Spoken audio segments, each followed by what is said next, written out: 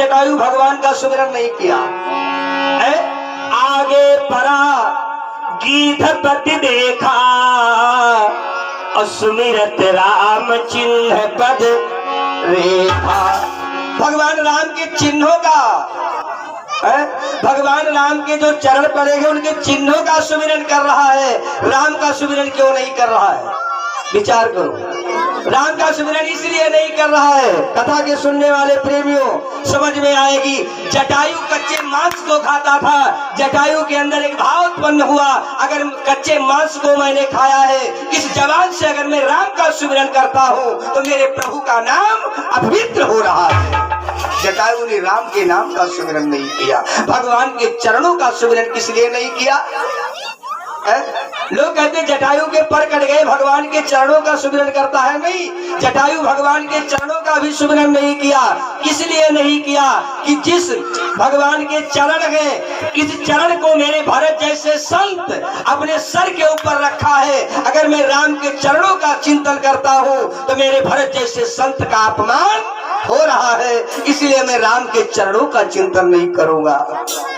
जटायु ने भगवान के चरणों के चिन्हों का चिंतन किया। आगे परा गीध पद देखा, सुमिरत राम चिन्ह पद रेखा।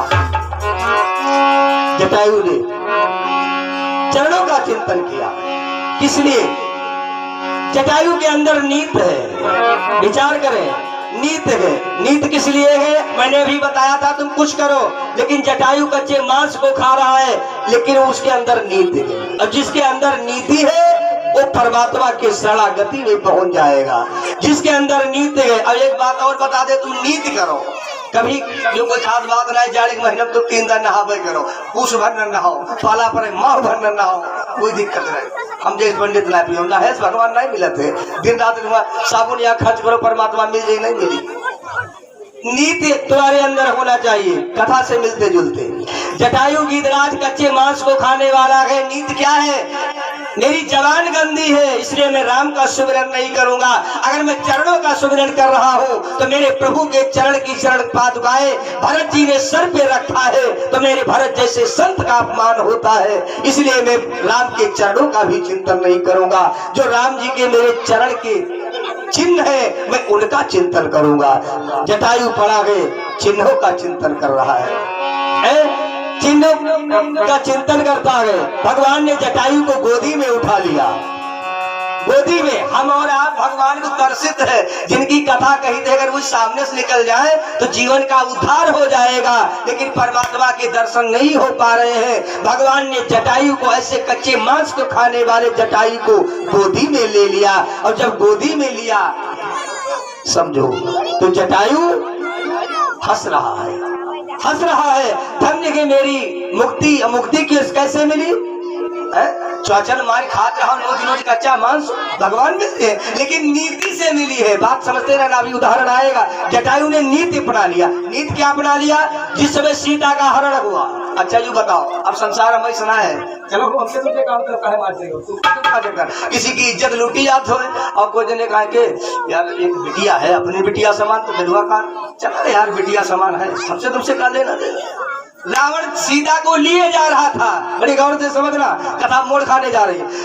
भगवान के दर्शन हो गए। जटायु को भगवान गोदी में ले लिया, गोदी में ले लिया। और भगवान ने जटायु से कह दिया कि तुम कच्चे मांस को खा रहे थे, तुम्हारे पास में मैं नहीं आता, लेकिन तुम्हारे अंदर एक नीति है, नीति के लिए मैंने आया, नीति से आया। भगवान ने जटायु को क्या कहा? बप्पा। भगवान ने जटायु बप्पा कहे नहीं। तात माने भाई होता है और तात माने पिता होता है। यहाँ तात का शब्द आया है, यहाँ भाई का कोई शब्द नहीं है। जटायु को, कच्चे मांस को खाने वाले पक्षी को भगवान बप्पा बोल रहे हैं।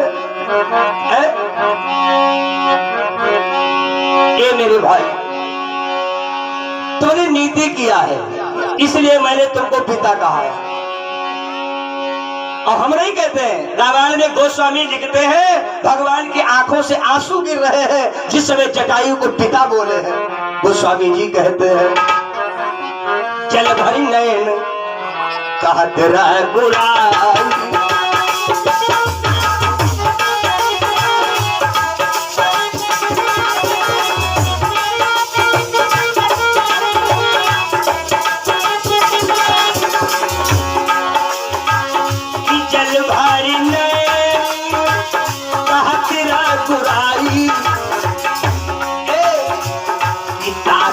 कर्म से।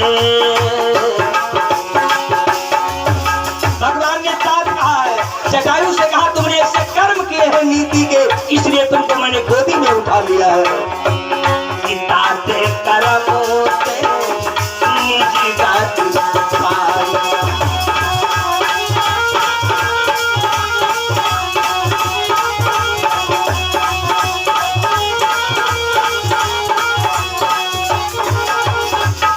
जल भरी नैन कहत रघुराई, और तात करमते निज गति पाई।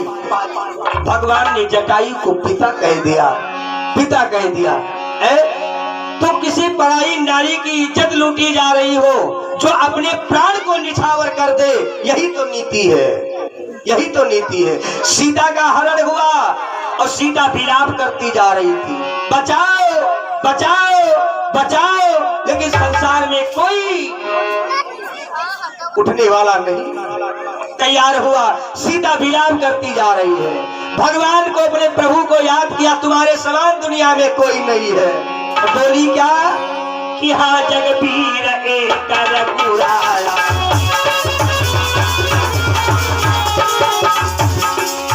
हाँ जगबीर एक रघुराया, यही अपराध विचार उठाया।